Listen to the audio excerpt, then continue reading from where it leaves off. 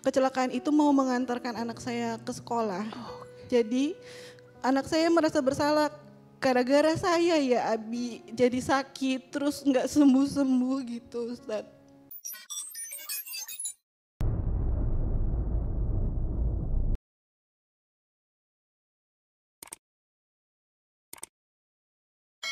Baik, sekarang kita kasih kesempatan, sudah ada Bunda Tiara di sini yang hadir. Silakan Bunda, Masya Allah. mau tanya sama Silakan. AA. Assalamualaikum warahmatullahi wabarakatuh. Waalaikumsalam warahmatullahi wabarakatuh. Perkenalkan nama saya Tiara Ustaz. Saya mau bertanya, kenapa hidup itu ujiannya terus bertubi-tubi ya Ustaz? Jadi saya menikah dengan suami itu karena ta'aruf, karena Allah. Awal pernikahan itu saya keguguran Ustaz. Akhirnya saya resign dari pekerjaan dan promil. Dalam waktu 5 tahun pertama itu kami dikaruniai 3 orang anak. Tapi karena yang bekerja itu suami aja, jadi hidup kami tuh pas-pasan Ustaz. Suami saya mengajarkan saya untuk sabar, menerima semuanya ini dengan ikhlas, ini rezeki dari Allah gitu. Tapi qadarullah ketika usia pernikahan ke-6, ke-7, suami saya mengalami penyakit Ustaz. Awalnya dia di PHK dulu tahun 2023, kemudian kecelakaan.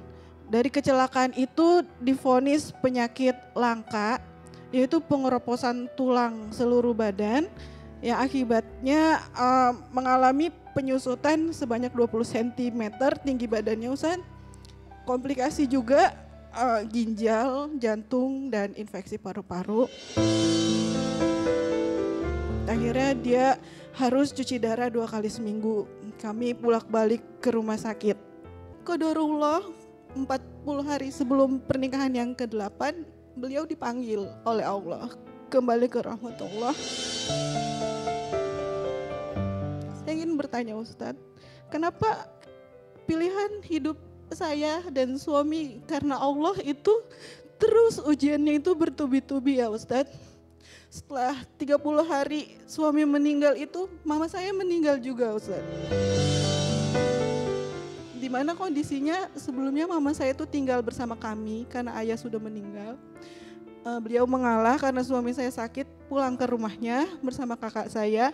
Saya tidak ada waktu untuk menemani beliau di rumah sakit mama saya karena kena cancer liver.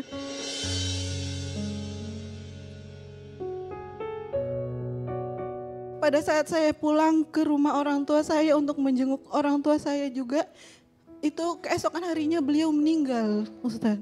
Saya merasa bersalah, apakah saya menjadi anak yang durhaka kepada orang tua ketika saya tidak bisa menemani beliau ketika sakit, Ustaz. Terima kasih. Baik Bunda, izin mau tanya boleh sedikit? Boleh Ustaz. Gimana anak-anak waktu melihat kondisi almarhum ayahnya waktu sakit? Anak-anak selalu, anak pertama saya itu merasa bersalah Ustaz. Karena awal sakit kan beliau kecelakaan dulu. Kecelakaan itu mau mengantarkan anak saya ke sekolah. Jadi anak saya merasa bersalah gara-gara saya ya Abi jadi sakit terus nggak sembuh-sembuh gitu Ustaz. Jadi dia ada rasa bersalah anak pertama.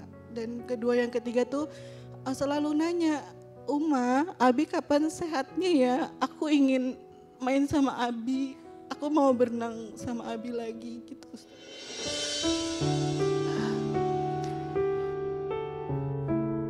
Masya Allah, Bunda. Ahilman akan menjawab pertama dengan satu hadis riwayat Imam Bukhari dan Muslim. Rasulullah Shallallahu Alaihi Wasallam pernah bersabda, tidak ada seorang Muslim pun yang tertimpa suatu penyakit, kesedihan, kekecewaan, bahkan duri yang pernah menusuk kakinya, kecuali Allah akan menghapuskan dengannya sebagian dosa yang pernah dilakukannya. Maka mohon maaf, untuk kita yang sedang sakit, untuk kita yang sedang diuji, percayalah Kalau kita sabar, kalau kita ridho menerima ujian itu, Allah sedang menghapuskan setiap dosa yang pernah kita lakukan. Maka mohon maaf untuk kita yang sedang sakit dan keadaan sakitnya membuat kita lebih dekat dengan Allah. Justru kita lebih beruntung dan lebih bahagia dibanding mereka yang sehat. Tapi sehatnya tidak jadi jalan buat mendekat kepada Allah Subhanahu wa ta'ala. Maka bunda, jangan pernah merasa ujian itu adalah cara Allah membenci bunda. Jangan merasa bunda Allah marah sama bunda dengan sakit, jangan. Mulai hari ini tataplah semua ujian itu adalah cara Allah mencintai hambanya. Cara Allah mencintai bunda. Suami sakit, kemudian suami wafat, kemudian ibu juga menyusul wafat. Allah yang menitipkannya lebih sayang kepada yang dititipkannya, betul? Serahkan semua sama Allah.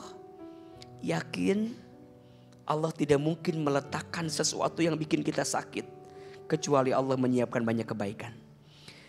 Genggam tangan anak-anak, melangkah lagi, sabar. Salam buat anak-anak, tetap kuat dan tegar. Ahilman sejak kecil juga anak yatim. Saya ditinggal ayah saya ketika saya kecil. Dan saya merasakan sekali bagaimana perasaan ibu, perasaan anak. Tapi percayalah, hidup harus terus melangkah. Hidup harus terus berjalan. Didik anaknya, bersamai anak-anak jadi anak yang soleh. Agar ayah dan neneknya yang telah kembali itu bisa mendapatkan kebaikan di sisi Allah Subhanahu wa ta'ala. Amin ya rabbal alamin.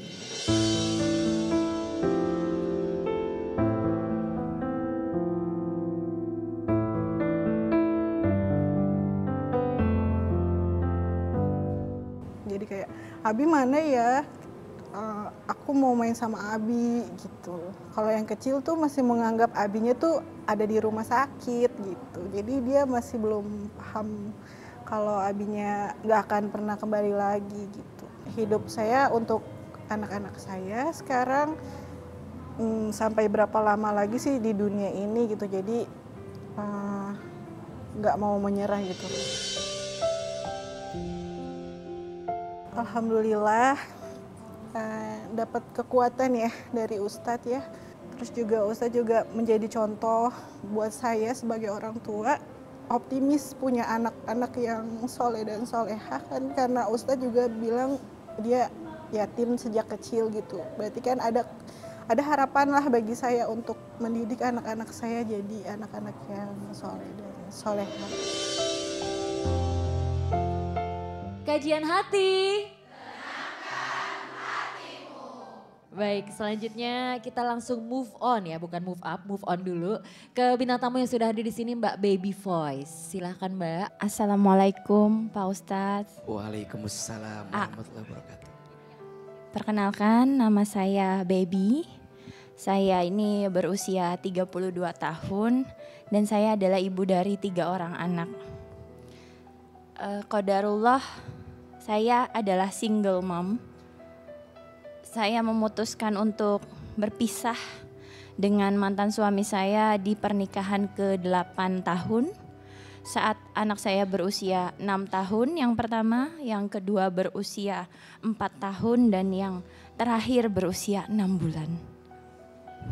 Saya berpisah dengan mantan suami saya karena selama pernikahan saya sering mendapatkan kekerasan.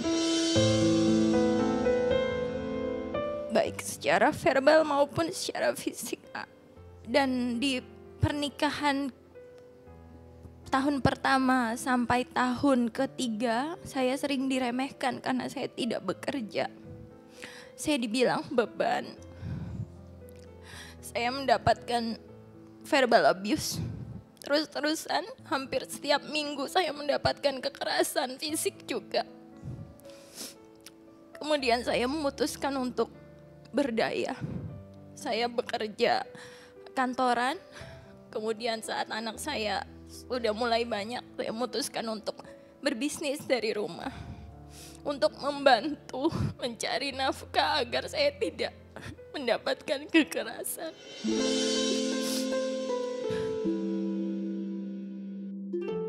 Saya menyerah di tahun ke-8 karena beliau juga nampaknya insecure karena bisnis saya makin baik. Saya bersekolah lagi, memiliki relasi yang luas. Beliau insecure dan kemudian berselingkuh juga, Ustadz. Namun saya tidak punya bukti yang kuat atas perselingkuhan tersebut. Sehingga saya sebutnya hanyalah dugaan ya Ustadz. Akhirnya saya menggugat cerai beliau. Dan alhamdulillah anak-anak sampai sekarang masih sehat. Walau saya terpisah dari 2 orang anak saya, Ustadz. Saya hanya tinggal dengan anak saya yang terakhir. Pak Ustadz, saya ingin bertanya, apakah keputusan saya untuk melepaskan kemelekatan saya pada anak-anak, status sebagai istri, itu sudah benar? Kemudian Pak Ustadz, saat ini di tahun ketiga saya menjadi seorang single mom, ada beberapa orang yang berusaha mendekati saya Pak Ustadz. Tapi jujur saya masih sangat berhati-hati Pak Ustadz. Mungkin Pak Ustadz bisa memberikan gambaran bagaimana laki-laki yang baik yang bisa menerima saya dan anak-anak saya. Terima kasih Pak Ustadz. Bunda, rumah tangga itu tidak akan bisa lepas dari yang namanya ujian. Kenapa AA? Karena rumah tangga itu tangga berharga menuju surga. Perjalanan panjang menuju surga itu pasti berat. Ada lika-likunya, ada cobaannya, ada ujiannya. Tapi lagi-lagi Ahilman sampaikan, tidak akan mungkin Allah meletakkan sesuatu dalam hidupmu kecuali di balik sesuatu itu Allah siapkan banyak kebaikan untukmu. Maka KBB untuk rumah tangga yang kemarin sudah berlalu, ambil pelajaran, ambil cerminan, dan kita jadi belajar untuk menemukan jalan terbaik ke depan. Pilihan untuk berpisah itu tidak mudah.